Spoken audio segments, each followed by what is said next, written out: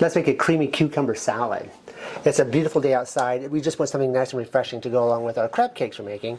So here in the bowl, we have already taken 3 cups of cucumbers. These are English cucumbers. There's no seeds in those, basically. To that, we're going to add 1 cup of thinly sliced red onion. And we're just going to do this in a one bowl method to make it so much easier for us. On top of that, we're going to put half a cup of sour cream.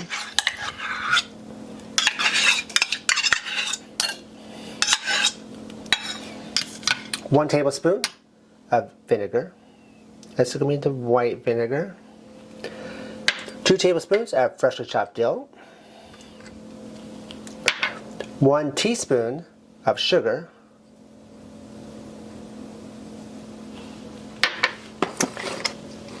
1/4 a teaspoon of garlic powder.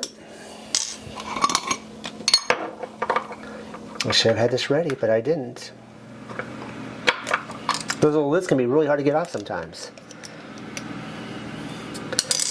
Half a teaspoon of salt.